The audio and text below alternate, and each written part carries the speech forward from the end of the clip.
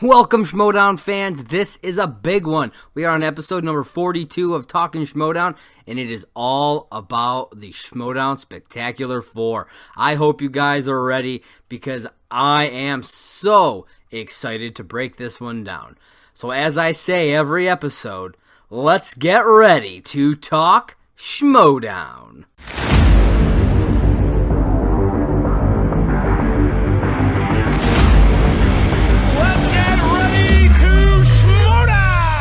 Alright, welcome back everybody.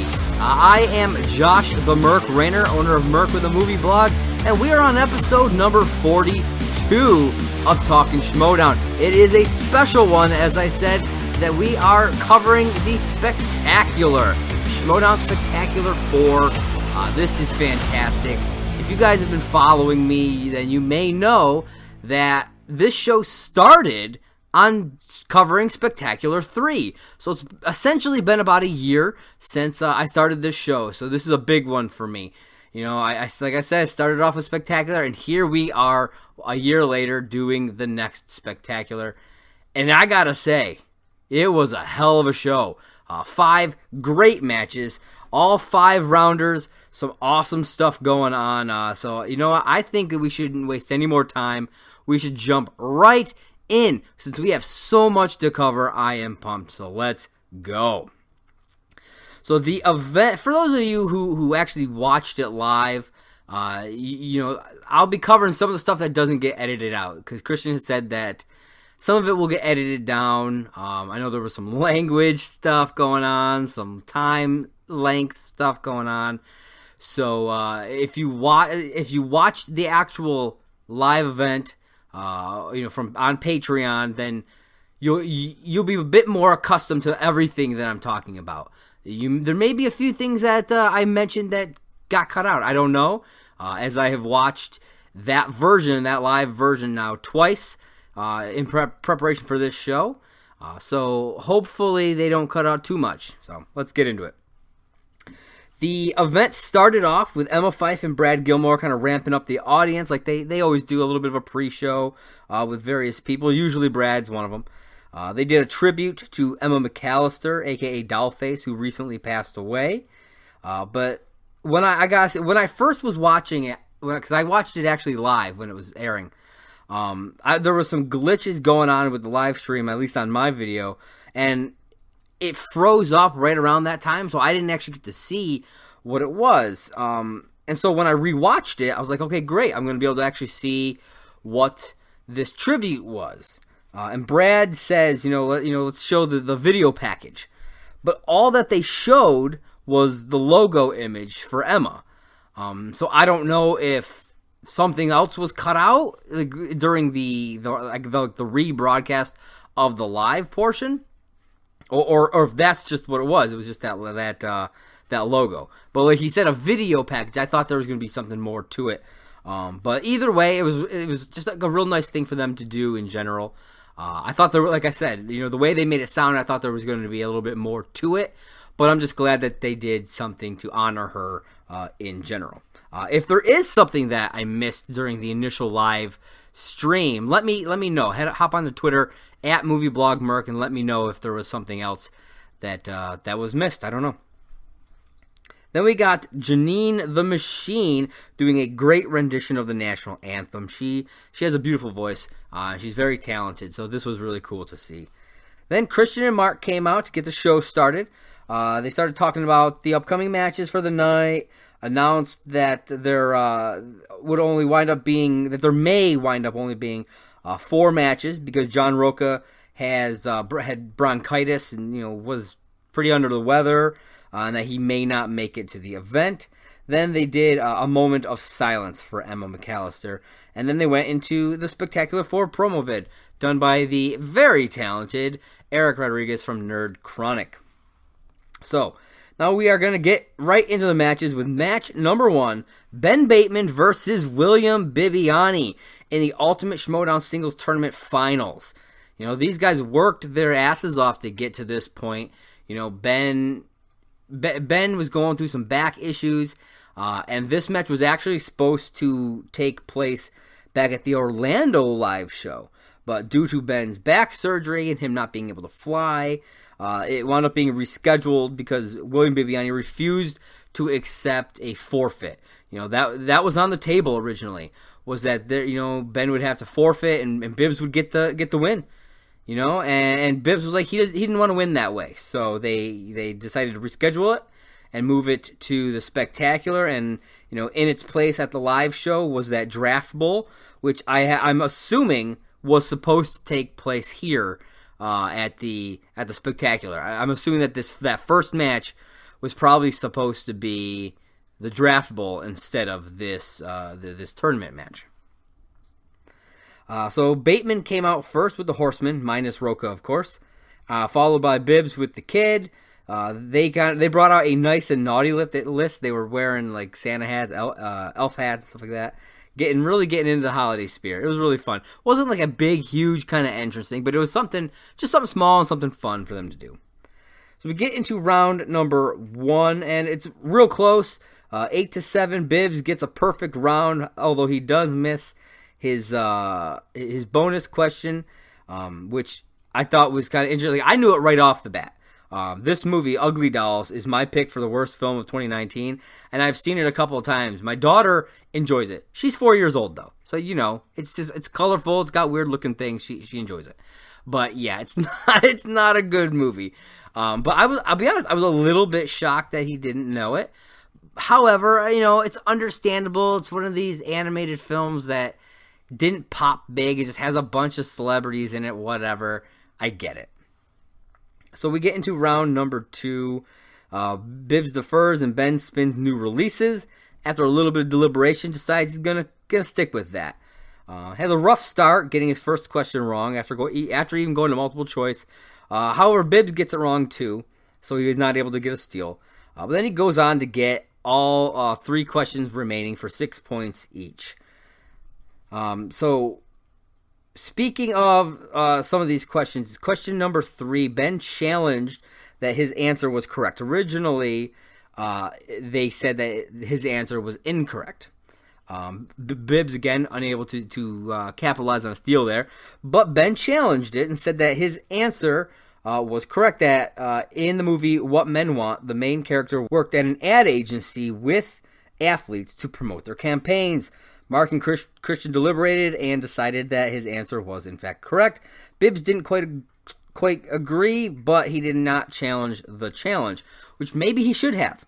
Maybe that's something he should have done. If it wasn't quite there, and he used his challenge to force them to really look into it further, maybe he would have won. I don't know. So it ends his portion of round 2, 8-13. So Ben is up by 5 points with Bibbs going into his round. He spins movie release dates, and he's like, nope, not doing any of that. Spins away and lands on Pixar. Not a bad category. And Bibbs does okay here. He gets all 4 of his questions right. However, he did have to go to multiple choice 3 times, so he only wound up with 5 total points, tying up the game 13-13 at the end of this round. If Bibbs had challenged that challenge from Ben's round and gotten it to go his way, which, there's no guarantee, that it would have, but if it had, then he would have had a 2-point lead coming out of this round. So who knows, man? Always don't just let something. If you don't agree with something, use that challenge if you think that there's a possibility of it succeeding. So then we get into round number 3, and that is the betting round. The category that was spun was opponent's choice, and Ben chose movie release dates, of course. So the question wound up being, what year was the James Bond film GoldenEye released? Answer was 1995. William Bibiani wagered 1 point, was unable to get a correct answer, so he lost that point. Whereas Ben wagered 3 points and hit it for the total 3, putting him ahead at the end of round 3 by 4 points, 16-12. This was a big hit for Bibiani. He took a huge hit here. He is now 4 points behind going into round number 4, which is the speed round. And Ben just crushes it here. Ben gets 4 out of 5 questions. He's able to buzz in and get them right. William Bibiani got 1 of them.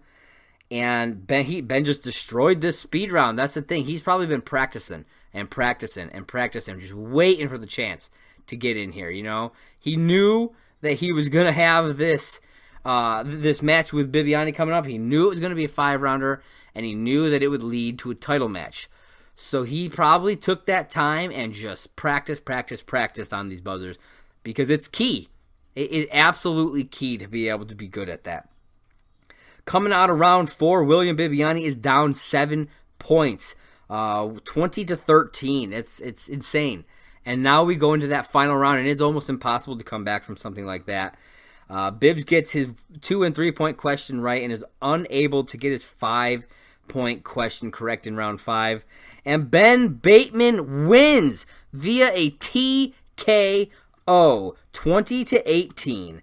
And will now go on to face Paul Oyama for the title later in the night. This was just the beginning of some insane matches that happened throughout this night. But I gotta also say, a surprisingly low-scoring match for these two competitors. 20-18, and in a 5-round match nonetheless. That's a very surprisingly low-scoring match, so...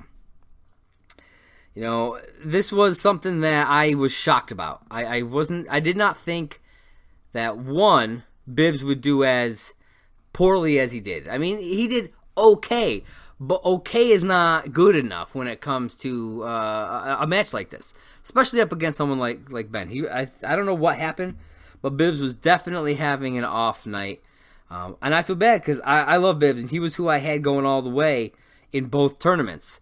So, unfortunately, he did not make his way out of this round. So, after this, they brought out 3 of the managers for the next year's draft. They brought out Coy, Winston, and Jay, and they revealed some of their team names. This is something that they do throughout the night, in between each match. They bring out some of the managers, so we'll get into this. Coy Jandro was first, and he revealed the name of his team to be the Mouthy Mercs. This one held a little bit of a special place in my heart, of course, as you know, he named his team after Deadpool, who's the Merc with a mouth. I named my site after Deadpool, Merc with a mouth, Merc with a movie blog. So hearing Coy use the Mouthy Mercs, I was like, wow, that's awesome. You know, Mercs for life, definitely. And I love Coy; he's awesome. So I'll definitely be keeping an eye on him throughout the draft. Then it was Winston next, and he named his the Swag Squad. And Swag, SWAG, stands for Schmoedown, Winners, and Greatness. The Swag Squad. Drip, drip. That's right. And then we have Jay Washington, who named his simply Villains and Heroes. A simple name, but it gets the job done. It tells you exactly what to expect from someone like Jay Washington. All right. So now that we've got that out of the way, we're going to jump into match number 2. Alex Damon versus Laura Kelly for the Star Wars title match. The lead up to this has been great. You know, watching these Star Wars competitors make their way through some of these insane questions has been great. And that match between Laura and Andrew DiMolanta was fantastic. She is a star, and she will. I can't wait to see her come back and continue to fight for a spot in this league.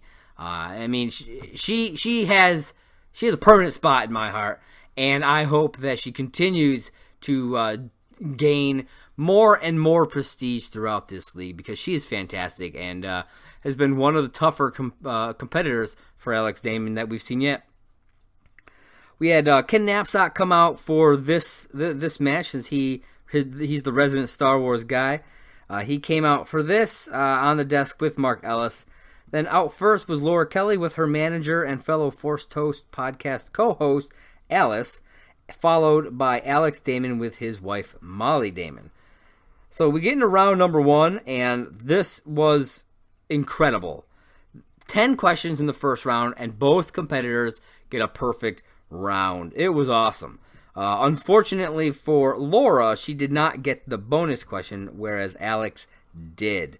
So we end round 1 11-10.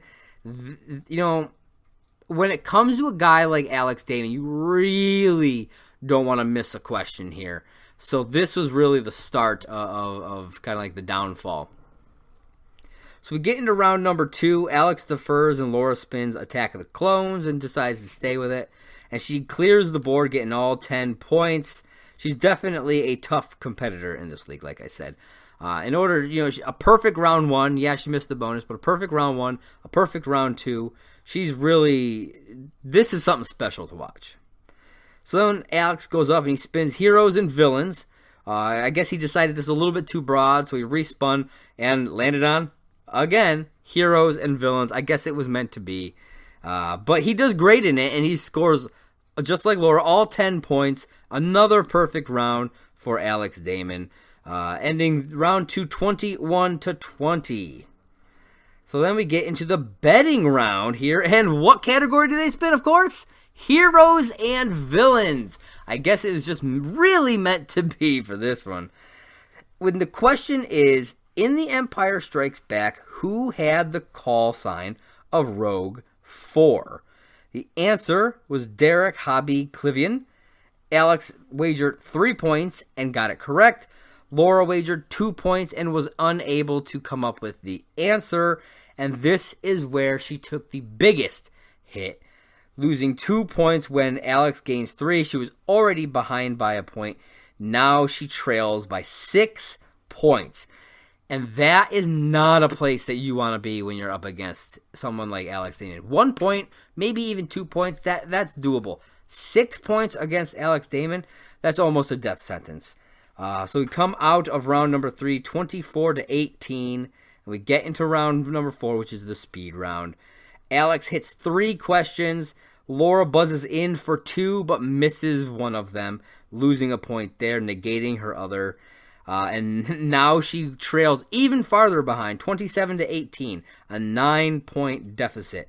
Luckily for Laura, she did save herself from getting KO'd right here. However, it was difficult because, you've got a 9-point deficit when you're up against someone like Alex Damon. That is tough.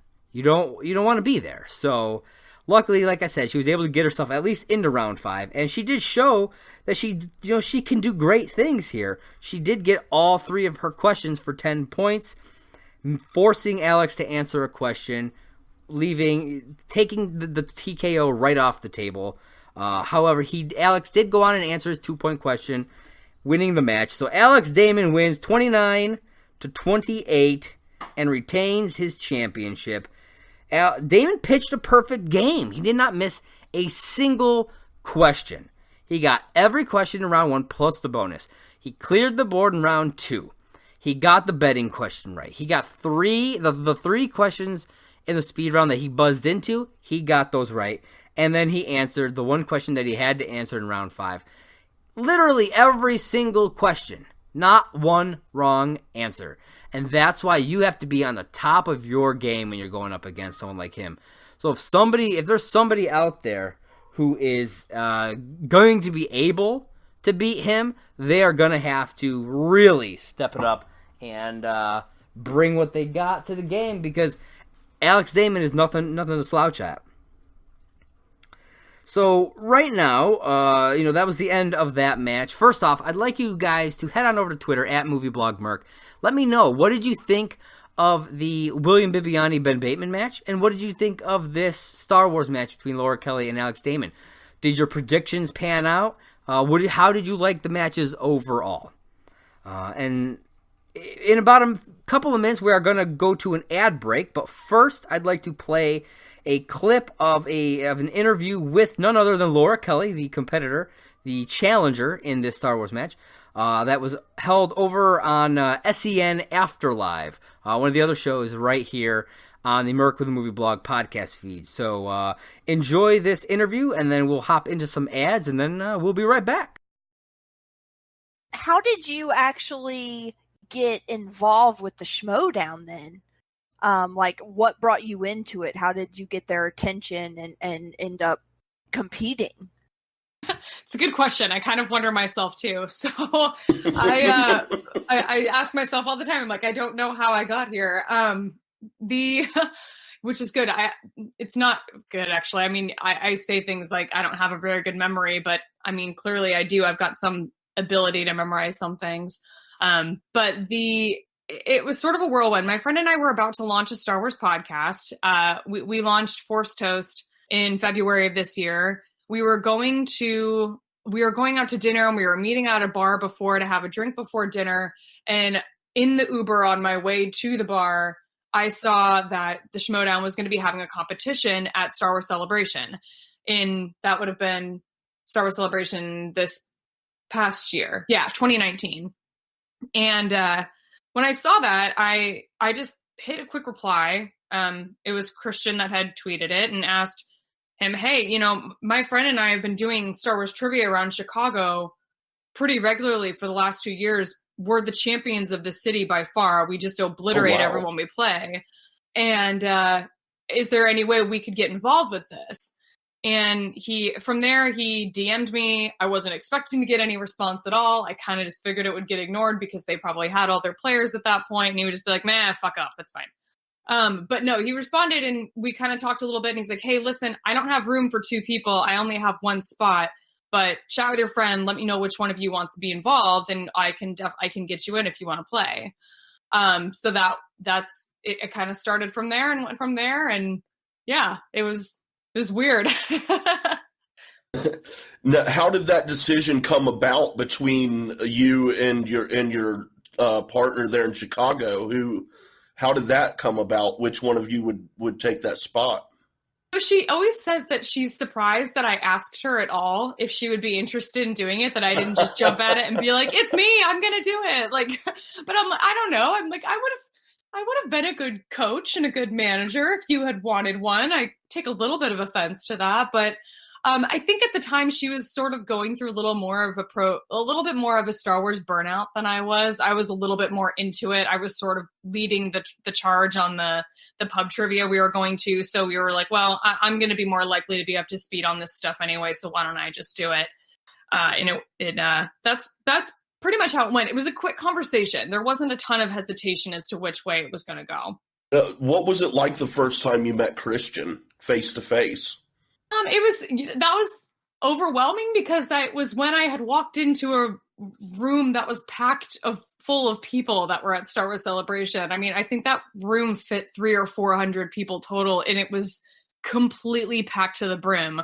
So I don't have a very clear memory of meeting him and Ken and Alex and Molly and all the other competitors that day. It was more of just like, holy shit, there are a lot of people in here. Yikes.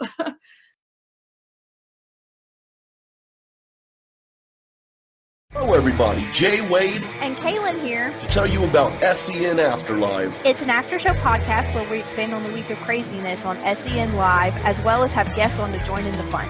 Yep, and we get personal too. We do movie reviews, and at times we go way off the rails, which I guarantee is always Kaylin's fault. Hey, how rude and not true. So, come join us on the Merc with a Movie Blog feed, and remember to rate, share, and subscribe, and as always, enjoy.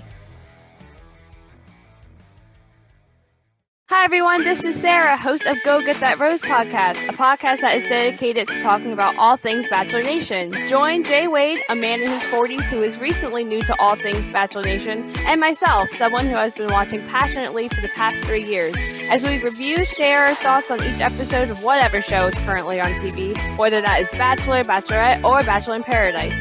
We might not even know everyone's names, but we have fun nonetheless. You can find us on Merc with a Movie Blog feed wherever you listen to podcasts. All right, and welcome back. I hope you guys enjoyed that clip of Laura Kelly. If you'd like to hear more of that interview, just head on over to the Merc with a Movie Blog podcast feed. It's on Anchor. It's anchor.fm/movieblogmerc, and you can check that out. We've got that interview right there with Laura Kelly. You can hear the whole thing on SCN Afterlive. All right, so getting back into things, they brought out 3 more managers. This time was Tom Dagnino, Roxy Stryer, and Kaiser. And they all, again, revealed their team names. Kaiser, of course, the Dungeon, bringing that back. He's not going anywhere with that. They revealed the logo. Awesome. I like that. I'm glad that they're sticking with the Dungeon. Roxy Stryer, I knew that this was going to be her name because it's something that she started like calling her fan base, and that's the Rockstars, Roxtars, the Rockstars, and I love that name, so I'm really glad she went with it. And then we have Tom Dagnino. Now, I thought that Jay Washington's name of villains and heroes was okay. It was just a little boring. This one, no matter how creative, is the weirdest name and the one that I probably like the least, and that is the Finstock Exchange. It's a play on the stock exchange, all this stuff, but I'm just like, I'm not really feeling it. I was really hoping that they would just call their faction the Horsemen. Not the 5 Horsemen, not the 4 Horsemen, just the Horsemen. And just kind of build a crew there. That's really what I was hoping would happen. Unfortunately, it didn't. And speaking of the Horsemen, we are going to get into match number 3, which is the Founding Fathers versus Shazam for the tag team titles. Out first was Shazam giving out some gifts of candy to the crowd, followed by the Founding Fathers, which was at this point just Dan Murrell with Mark, Ben, and Tom coming out with him. No John Roca to be seen.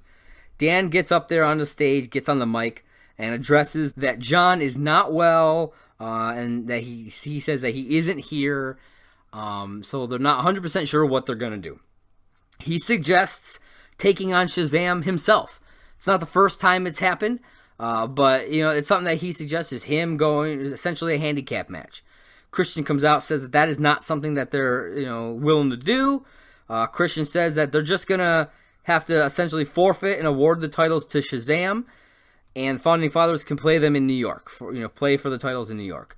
Shazam says no, that's not what they want to do. Again, William Bibbiani stepping up and saying no, I don't want to win by a forfeit, just like you did with Ben. And then the lights go out. Roca's music plays, and out comes John the Outlaw Roca. And you can tell he's not 100%. He's kind of going a little slower. He's quiet. He's not as energetic as he usually is, which makes sense, And I'm glad he wasn't going to go out there and just overdo it for the fans. And we've seen this from other competitors before in the past, going out there sick or injured. We saw Mark Knoppick, Rachel Cushing, and even his faction mate Ben Bateman. We've seen all this stuff from all these players just kind of playing through the pain. So it's not surprising that someone like John Roca would choose to do it. This game means the world to him. These titles mean the world to him, and he's not willing to just let it go like that. So I give him extreme props for coming out and playing when he wasn't feeling well. So we get into round number 1. And it was a solid round. We had some fun stuff going on during, I think it was question number 3. The answer was Matt Damon, and Dan Murrell did the Team America voice. Matt Damon! And I cracked up laughing. Both times that we watched it. Cracked up laughing. And it makes me wonder if anybody understood it or not. I don't know. Bibbs was like, I'm not going to say it in a funny voice. But yeah, it's freaking Team America, guys. Matt Damon. It was awesome. I loved it. Thank you, Dan Murrell, for making me smile. Then toward the end of that round, John and William creating some heat there, kind of going back and forth on one another, which isn't surprising. It's something they do. I think that there is a little bit of real heat there between the two of them. Not a lot. I don't think that's like they dislike each other, but I think that they rub each other the wrong way sometimes. And I think this might have been one of those times. However, we did get 2 perfect rounds from Shazam. Both William Bibbiani and Brendan Meyer got all their questions correct. And then Brendan Meyer went on to nail that bonus question. Bibbs unfortunately did not. And that ended round number 1 with the Shazam in the lead, 17-14. Pretty impressive round honestly for both teams. The Founding Fathers each getting seven points. That's nothing to sneeze at, I think they did great. And as Bibbs says, with this being Brendan's first year, his first spectacular, and he had a perfect round, including the bonus, that is impressive. The kid did an amazing job here, and I hope we see a whole lot more greatness from him in the future. So then we get into round number 2, and Shazam defers, Founding Fathers spin comedy, and then they respin to fantasy sci-fi. I love the fantasy sci-fi category. It is definitely one of my favorites. If I was in the Schmoedown, it would probably be one of my strengths. I tend to get most of those correct. It's a genre that I actually really, really enjoy to watch. So the Founding Fathers seem to enjoy this category as well, too, as they went on to get all 6 of their questions correct for 12 points, taking the lead 26-17. They got a 9-point lead here. They crushed it coming out of their round 2. And then we head on over to Shazam, who also spins fantasy sci-fi, but are forced, obviously, to respin. They land on David Fincher for their first official spin and decide to keep it. And they do pretty good here. They get 10 total points, 5 questions out of the 6. They do go to multiple choice on one and miss it, and allow the Founding Fathers to get a 1-point steal here, tying the game at the end of round 2, 27-27. This is exactly what happened in William Bibiani's first match.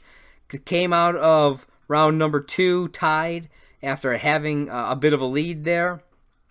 So it's when you're going up against top tier people, you really don't want to miss stuff. And unfortunately for them, missing that second question there really put them in a bad advantage. Then we get into round number 3, the dreaded betting round. The category is drama. And the question was, in The Disaster Artist, what does Tommy force Greg to do that causes him to lose the opportunity of a role in a popular TV show? And the answer was shave his beard. Founding Fathers wagered 2 points and got it correct. And unfortunately for Shazam, they wagered 2 points and were unable to pull the answer, dipping down from their lead, just like what happened in the match that Bill Bibiani had with Ben Bateman. Opened up a decent-sized gash here at the end of round 3, with Founding Fathers taking a 4-point lead, 29-25. Then we get into round number 4, and it seemed like Shazam was really pulling ahead here. They got the first 3 questions, they buzzed in, got them right. On that third question, though, Brendan did get a little aggressive with the buzzer, which happens. He's pretty new to it. The whole buzzer thing. I mean, he's brand new to this. And he got a little overexcited and was smacking it pretty hard. And I think Roca made some comments about it, and I think Roca got in Brendan's head a little bit after that. Brendan kind of takes things to heart, and he feels bad about stuff like that. He doesn't want to offend people. He doesn't want to ruffle feathers in the Schmoedown. He wants to be respectful and all that stuff, and I think it got to him. I think it got in his head, and you could kind of see he seemed a little bit deflated after that. And the Founding Fathers were able to grab the last 2 questions in that round, which were questions that Shazam really needed. They really needed those points in order to pull ahead. But unfortunately, they weren't able to get those points. And the Founding Fathers stay in the lead, 31-28, a 3-point deficit. Now, they did come up a little bit. The Shazam did gain a point, but they're still down by 3, which is not where you want to be. They go into round number 5, and, man, this was a rough round. They get their first question right and are unable to get anything after that. They missed both the 3 and the 5. And the Founding Fathers win via a TKO, 31-30, to retain the titles. The Founding Fathers are now completely safe and will remain with Finstock when the draft comes along. Bibbs has officially lost both of these matches during Spectacular via a TKO. That's rough, you know. I know people have said it in the past that he does not do well in that final round, and unfortunately, he showed that a little bit here. Sometimes it just doesn't go your way, though. So hopefully, he'll be able to pick himself back up for season 7 and have a great season and work his way back up to either a team's title or a singles title, or maybe even both. Who knows? I guess we'll have to wait and see. So Dan gets on the mic, during the post interviews. He brings out his girlfriend Mara Kanopik and thanks her. And it almost seemed like maybe he was going to propose. He even says, Bibbs thought I was going to propose. I was talking to Jay Wade, who hosts SCN Afterlive, while we were messaging back and forth while watching the live stream, and even he thought that that's what was going to happen. And I'm sitting here, maybe that is what's going to happen, but it did not. He didn't propose. What he did, however, do was decide that and then announce that he will be entering the Inner Geekdom League come 2020. That's right. Dan Murrell will now be fighting in the Inner Geekdom League. And both him and Mara really want to play each other. So that's I can't wait to see that happen. Then Shazam had their post interview, and even though they lost, they talked about how they are still protected. They ranked, they are protected, they're not getting split up. So that's something that they need to focus on. And he vows that they will get tag team gold next year. He vows to Brendan that this is not done. They will be champions. And I agree. I really think that that's something that's going to happen. It may take a couple tries, but hey, nothing great comes easy. You got to fight for what you want, and you got to want what you fight for. All right. So during the time in between the third match and the fourth match, they bring out the 10th manager, the mystery manager. I honestly thought they were going to save it for the end, but they decided to do it kind of in the middle. And this 10th manager is none other than Sam Levine. See, I was actually really shocked here. I had heard from a couple of different inside sources, a couple of the competitors, that it was going to be Rachel Cushing. A couple of people may have accidentally said that during an interview, maybe. I'm not going to say who, but it came out that way. So I'm curious if something changed, or if maybe Christian was having people just kind of try and throw off some of the podcasters to see if anybody spilled the beans, or the fake beans, I guess. But I thought for sure that it was going to be Rachel Cushing, but it wound up being Sam Levine, which is cool. It's good to see him back in the league doing something. And his team name is The Usual Suspects. I like that. I think that really fits him. In his movie style, the stuff that he likes to watch and all that stuff. I dig it, and I am very excited to see how he does in the draft next year. Then we went to an intermission here. It was like a 30-minute intermission, so there was a lot of time to do whatever you needed to do. However, during this time, RB3, Christian Rubicaba, and Alex Marzonia were having a bunch of fun on stage during this, sitting at the desk, being goofy. It was definitely entertaining to see what they were up to here, and it made this this really long intermission kind of worth sticking around to just watch, just kind of see what kind of antics these guys got up to. So then Mark and Christian came back after the intermission. However, there was a glitch with the sound, and for 2 or 3 minutes there was absolutely no sound in the feed. So I missed a bunch of what they said. I don't know what happened, but it was the same on the replay when I went back and rewatched it. So I don't think it was my iPad or whatever, or my TV, because I watched it live on the TV. I watched it on my iPad the second time. I don't think it was that. I don't think it was my connection or anything because it happened at that exact same spot. And plus, like, you could hear, like, they were playing, like, the Schmoedown music at the beginning, and you could hear the music, but, like, you could see them talking, and there was no voices coming out. And then when the music faded away, the voices were still gone.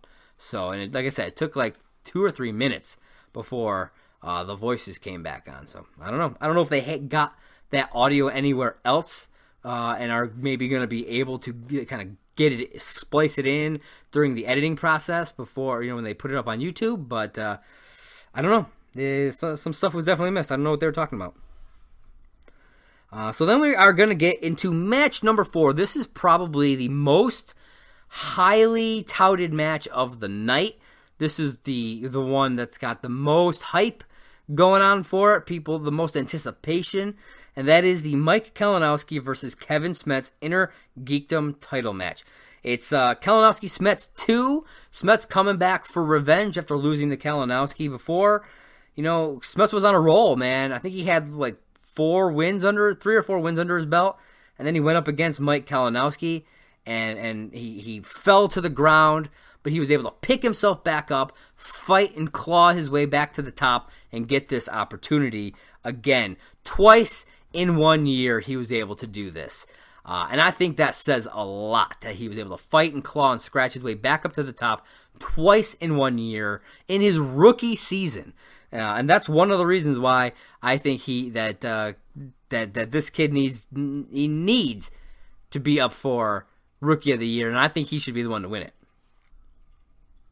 So, out first was Kevin Smets with Kaiser, and Kaiser gives a great promo. He always does. He's great on the mic. I love when they do these live events and you get these live promos. It's always interesting to watch. And then followed by Mike Kalinowski with Most of Corruption, and with the amazing David B performing the Corruption theme live. This guy is awesome. He has been on one of our other shows, After Live. It's a Collider Live after show. He's been on there numerous times. He even did the theme song for that show for us as well. It's fantastic. Check out his stuff, David B Music on YouTube. Definitely check that out. Now, during the promo for Corruption, after Ken was all done talking, Shannon tried to get on the mic, but Grace cut her off. So there's been some tension there for a while now between Grace and Shannon. And it continues here, and we see it get even hotter later on in the night. And speaking of Grace, she actually got a haircut, and I gotta say, it looks great. She's a beautiful woman. I love redheads, and this hairstyle on her looked fantastic. I really, really liked it. And then Mike goes on to give one of the best promos he's ever done. The monster is unleashed, and I am pumped to see what happens here. Mike even got in Smets' face. Some damn good heat. I guess they were doing, like, they were kind of getting in each other's grill during the fan expo before the show went on. So I was like, I don't know if this is a work. I don't know if this is a shoot. And honestly, I don't fucking care because it is fantastic storytelling. They're doing this. If it is a work and they're over here doing it during the fan expo, bringing it into the show, that's amazing. And if it's a shoot, ooh man, then they got some serious heat going on. I'm glad that they're utilizing it during this storyline. So whatever the case is, bring it on. Unleash the monster. Kalinowski, Smets, let's make them fight each other all the time. I don't care. These two guys are gold. All right, so we're going to get into round number 1, and Smets had a hell of a night here, man. Getting a perfect round, smashing his bonus. Unfortunately for Mike Kalinowski, starts off this match kind of rough, man. He only gets 7 out of 10 points. And in a normal match, that's fine, 7 points. But when it's a championship match against a competitor like Kevin Smets, that is a lot to miss. He winds up at the end of round 1 down by 4 points, 11-7, and that is not a place you want to be. Kevin Smets then in round 2 spins Middle Earth, respins, and lands on, yep, you guessed it, Heroes and Villains. We saw that recently, didn't we? And he goes on to crush it, answering all 5 questions for 10 total points. He almost missed his final question, but because he was like stumbling with the pronunciation, trying to get the word out.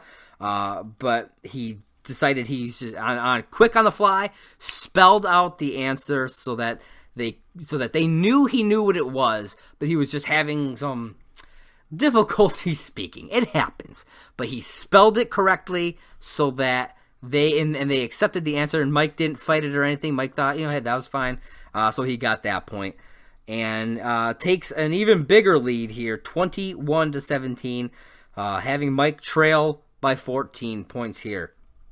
Mike needs to get all 10 points just to get back up to that 4-point that 4-point deficit. And unfortunately, he's unable to do that. He spins MCU, sticks with it. You'd think, well, he's a comic book guy. Maybe he'll get this. It's the MCU.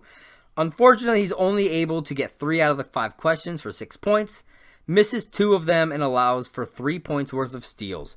So Kevin Smets takes an even bigger lead at the end of round number 2, going from 4 points up to 11 points. That's right, 11-point gap here, 24-13. This is incredible. If this was a 3-round match, the game would be done. This would be a knockout right here. But unfortunately for Mike, or maybe fortunately, he has to sit through a few more rounds before the inevitable happens. Mike honestly probably should have spun again. He may have made a mistake not doing so. Maybe he was just too confident. Maybe he didn't want to land on something that he was really bad at or something. But if you're going to be in this league, you got to be really good at everything. And we've heard that from lots of different sources. That's really a thing.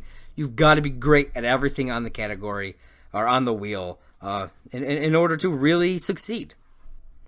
All right, so we get into round number 3, the betting round, and they land on DCEU.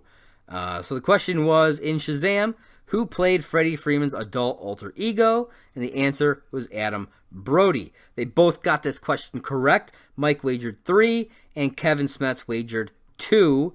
So Mike kind of shored up the gap a little bit here. 26-16, he went from 11-point deficit up to 10. At this point, if Smets can answer 3 of the 5 speed round questions, he will win via a knockout. Right? That's all he needs. He needs 3 out of the 5, and he needs to make sure that Mike doesn't get ahead of him. And that is exactly what happens. Kevin Smets gets 3 out of the 5 questions, and holy shit! Kevin Smets beats Mike Kalinowski via a knockout, 29-18, and is now the new Inner Geekdom champion. And this right here solidifies Kevin Smets in my mind as the Rookie of the Year. He had an extremely strong start to the season, to his rookie season. An even stronger finish, getting the title. He fought and scratched his way to 2 title matches in 2019, in his rookie year. This is incredible. This kid is he is phenomenal. And he deserves Rookie of the Year. He deserves Inner Geekdom / Star Wars Player of the Year. He is phenomenal. Kevin Smets, new Inner Geekdom champion. Christian messed up and started announcing Mike as the winner, which I was like, whoa. And then he kind of backtracked. So that's probably something that you won't get in the edited version. They'll probably edit that out and just have him start kind of when he says that it's Kevin Smets as the new Inner Geekdom champion. I was like, whoa, yeah, I got to make sure you don't mess that kind of thing up, dude. And then during the post interviews, Mike and Chance dump Grace and Ken during, like I said, during that post match. They just go up and say, "You guys are done. We are done with you. No more." And they take off. I was like, wow. So it's like, are they no longer part of corruption, or are Ken and Grace no longer, like, are they fired from corruption? How exactly does that work? We will find out. And we will find out right here as they bring out the final 3 managers. First up, It's Emma Fyffe, and she names hers, of course, the Fyffe Club. Why wouldn't you? You bring that back. She says she's no longer going to be, the nice person, letting people walk all over her. Seems like maybe we're getting a heel turn from Emma, and I kind of dig that. Then Shannon comes out and interrupts Emma, throwing F-bombs and other swears all over the place, even though they were told not to do this. There's kids in the crowd, but she's just like, F this and F that and shit and bitch and fuck and everything else. She's just all over the fucking place. She went on to announce that she is now the new manager of Corruption. And so, yes, that team name is going to stay the same, Corruption, and Shannon will actually be the manager. So we technically got two mystery managers. We got Sam Levine and now Shannon Barney as managers. Then Emma announced that Grace Hancock, she's not out of this. She is joining the Fyffe Club as a new advisor. Not a player, not a manager, but an advisor. So it keeps her there. And seeing Grace and Emma team up, it definitely makes me think that Emma is going heel. So I'm really interested to see where this all leads. Then after all the ladies leave, out comes the final manager, Robert Meyer Burnett. He goes on for a while, patting himself on the back, then finally reveals the team name, the Burning Droogs. It's a cool name. I dig it. It's a cool logo, too. I dig it. So then, as I said, he was going on for a little bit, kind of like I said, giving himself praise and all this stuff. And then Andrew Guy pops up on the big screen, talking about how Robert Meyer Burnett promised him and McWeeny so much, and then let them down. And so what he does is he breaks ties with Robert Meyer Burnett, says that he can draft him, but he won't play, and that he is coming for Burnett. If he winds up on another team, he will destroy Robert Meyer Burnett. That he's not going to retire, as he said he was during their last match, and that Burnett needs to watch his back. So I am pretty pumped for this. Christian essentially spoiled this a long time ago on, I think it was on the first episode of Backstage, on Schmoedown Backstage. He talked about the whole Paddington 2 family match where, since Paddington 2 had won, and what the plan was that he was going to send Guy out there and end things with Robert Meyer Burnett. He's going to turn on Burnett. But then the whole thing happened, and it got overturned, and so the family won, and so that didn't happen. But it happened here. So I'm actually kind of pumped that they did it, but that they did it in a way that I was not expecting.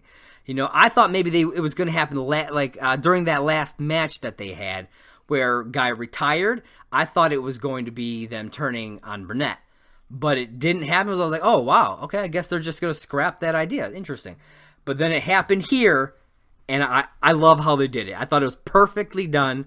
Bravo, Christian. It was great. It was so well done. I really, really enjoyed it. Burnett starts going off. It's kind of reminded me of the return, of like a return to that Navarro era Burnett, where he'd be like, Navarro! And he'd get real loud and screaming about everything. That's what it really reminded me of. So I kind of hope we go back to that era. It was entertaining to watch. So we'll see what happens in 2020. Christian, he gets sick of this. He has Burnett's mic cut off. Didn't matter because he's a loud dude. You could still hear him. You can even hear Christian like telling someone to cut the lights. Eventually Ellis goes out and takes his mic from him, and they get him off the stage. It was a hell of a kind. It wasn't even a part of a match. It was just stuff that happened in between, and that could be like a moment of the year right there. It was pretty fantastic. I absolutely loved it. All right, and so before we get into this final match, I'd like to take a quick ad break to talk about some of the other shows here on the Merc with a Movie Blog podcast feed. So stay tuned, and we will be right back. Hey everybody, Sean and Wade here to tell you about our new review show following each episode of Disney Plus's The Mandalorian. Dude, yes, Boba Fett! Not exactly, Wade. Set in the Star Wars universe, The Mandalorian takes place 5 years after Return of the Jedi and follows a Mandalorian bounty hunter beyond the reaches of the New Republic. Yeah, Boba Fett. Did you even watch Return of the Jedi? Never mind. Join us here every week on the Merc with the Movie blog feed. Thank God Kaylin will be here too. I don't think I can handle Wade on my own.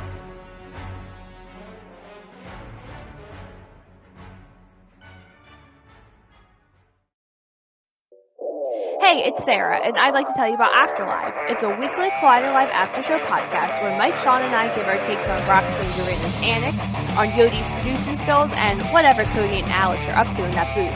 In addition to having guests, we expand on the crew's discussions and add our own craziness to it. You can find the show on Merc and Movie blog feed on all the podcasting platforms. See you soon! All right, and we are back. Be sure to check out those shows and all of the other shows on Merc with Movie Blog on Anchor at anchor.fm/movieblogmerc. And be sure to follow us on Twitter at movieblogmerc. All right, we're going to head into our final match. Match number 5, the main event, Paul Oyama versus Ben Bateman in a singles title match. This is good. Ben Bateman is one of those guys that I was not sure of. Like, I knew that he was talented. I knew that him and Guy were great performers, you know, when they were team action. And then they split, and I was like, I don't know. What does this guy really have when it comes to just being him? And I gotta say, he has got me on board. He has really impressed me. And he's definitely up there, if not my top choice, for Player of the Year for the awards this year. So out first was Ben Bateman with the Horsemen, followed by Paul Oyama with the fellow members of the Dungeon. All the people there, they get ready. As they're getting ready, they have some issues with one of the mics. Eventually, they get it all sorted out. But I thought it was kind of funny. They're just having issues, and you get to see all of that when you're watching the live event. I'm sure that when they repost it, all that stuff is probably just gonna be cut out. You know, where they're fiddling with the mic, where they had to switch seats because they were in the wrong chairs. I bet you anything, all of that will be cut out, and it'll just jump right into round number 1, just like we are. And this was a pretty close match, 6-7. Bateman takes the lead. You know, nothing too crazy. However, I was shocked that both of them missed this RoboCop question, especially Ben Bateman, who's he's an action guy. They have a podcast called The Action Guys. Action movie anatomy, the action industry. Like, I was really shocked that he missed this RoboCop question. So then we get into round number 2. Ben defers, and Paul spins classics. Although there was a little tiny bit of controversy here. Ben claimed that the needle was directly on the line. It was like on the peg. Ellis came out, made the call that it was indeed on classics, and he decides to keep it. Paul decides to keep it because classics is one of his strengths. Now, my opinion on this whole thing, anytime I've seen, because this is not the first time that this has happened, where they spin the wheel and kind of like the peg stops it, but it just sits on the peg. It always goes to whatever that little needle is actually pointing toward. And since it's pointing to classics, that's where it should go. If it moved like half an inch and popped into the next category, then sure, you get that other category. But it's pointing at classics, that's where it should go. And unfortunately for Paul, these classics not in his wheelhouse, as he completely tanks this round, getting no points here. However, Ben also tanks this, getting no steals. Ben had the opportunity for 7 points worth of steals. The first 3 questions, Paul did not go to multiple choice. He just threw out an answer and missed. Threw out an answer and missed. Threw out an answer and missed. And Ben was unable to capitalize on any of them. And then on that final question, went multiple choice, missed. And again, Ben didn't listen to the answers given. He assumed that they would tell him what answer Paul gave. They've never done that. I've seen other matches where people aren't paying attention and they ask that same question, what answer did he give? And they don't tell you. If you're not paying attention, then so be it. And you may answer the same question that they did, which is exactly what he did. So competitors, make sure you pay attention, because that, getting a point could be the thing that wins you a match. You know what I mean? So always pay attention. I just couldn't believe that Paul, in a strength of his, missed all of the questions. He probably should have gone multiple choice during at least some, maybe a few of them. Maybe he really, really 100% thought he was correct, but he wasn't. But if you've got a doubt, dude, especially after missing the first one, go to multiple choice, man. You may have been able to get something out of process of elimination. You may have been able to get at least a couple of points, but he didn't. So unfortunately, that score of 6-7 stayed the same coming out of this round, of this portion of the round. Ben then goes up and spins comedy and lands on, respins, I should say, and then lands on Julia Roberts movies. And he does great here. He gets all 4 questions, goes to multiple choice once, gets 7 out of 8 points. And he was relishing in these correct answers. Each time he got one right, he was loving it. Knowing that Paul got nothing right, he was just eating it up and loving it. So then we get into round number 3, the betting round, comic book movies. And the question was, I thought this was a great question. It was tough, and as we see, it was even tough for these two guys. As the question was, which actor played the Penguin in 1966's Batman the Movie? The answer was Burgess Meredith. Neither of them got this question correct. Paul wagered 2 points. Ben wagered 1, so they both lost that amount of points, making the end of round 3 with Ben in the lead, 13-4. Paul down by 9 points. This is a rough match for the champ. I don't know what was going on. I don't know if he's just having a rough day, I guess. And that happens to everybody. I remember Christian Harloff had a insanely bad match when he was the champ. It happens, unfortunately, it sometimes happens. Round number 4, the speed round we get in. Ben just boom, boom, boom, hits the first 3. And then it comes down to this final question here. If Ben gets it, if Ben gets it, or if Paul misses it, then Ben wins. And that's exactly what happened. Paul buzzes in, gets the question wrong. He says, the question is, what type in the movie Gremlins, what type of creature is Gizmo? And he buzzes in and says gremlin. And then they instantly he realizes it, and after they announce the winner, he realizes it, and you can even hear him say Mogwai, because he knew that he was wrong. The gremlin is what happens after they eat after midnight. They turn into a gremlin. However, unfortunately for him, it didn't matter that he realized it after, because the answer that he gave was incorrect, and Ben Bateman wins the title via a knockout. 3-16. 3 points. 3 points is what Paul got. 3 points in a 5-round match. And Ben becomes the new singles champion. I really hope that this humbles Oyama a bit. He has been a bit on the cocky side throughout this whole year, thinking he's unbeatable, even though, in my opinion, he's had a bit of an easy go at things. Yeah, he's beaten some great talents, but he did that tournament. That tournament was kind of Bush League. I'm sorry. I wasn't a big fan of, have all these rookies just in a tiny little tournament that gives them an automatic shot at the title. I don't know. I wasn't a huge fan of that. I really preferred that they kind of cut their teeth a bit more, earned it a little bit more. I don't know. Played up against some I don't know. Maybe I'm just seeing it that way, but that's my opinion.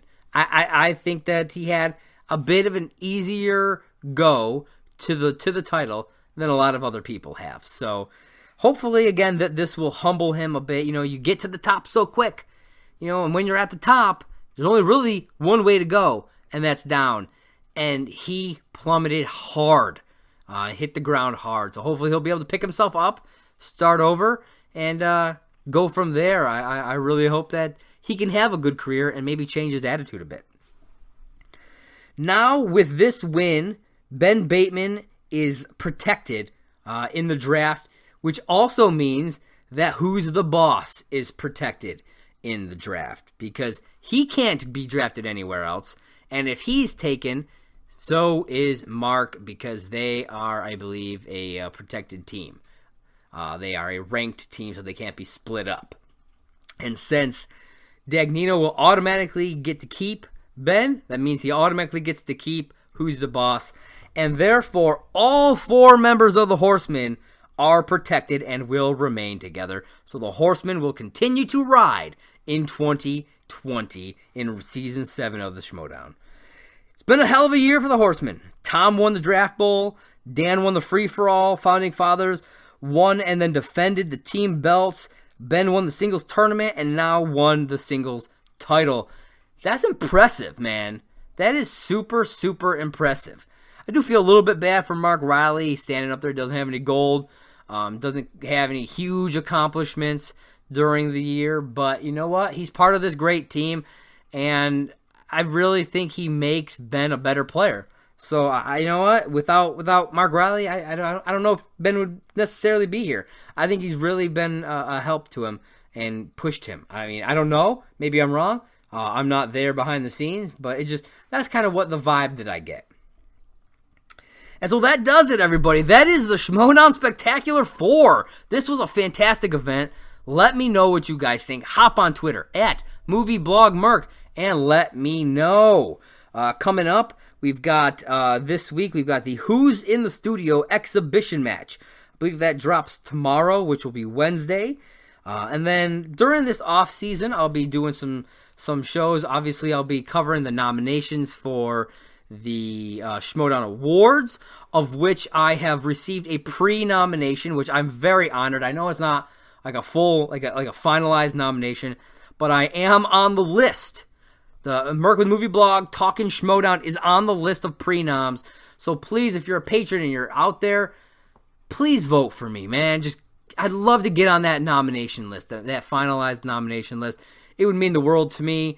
Thank you, everybody, for listening.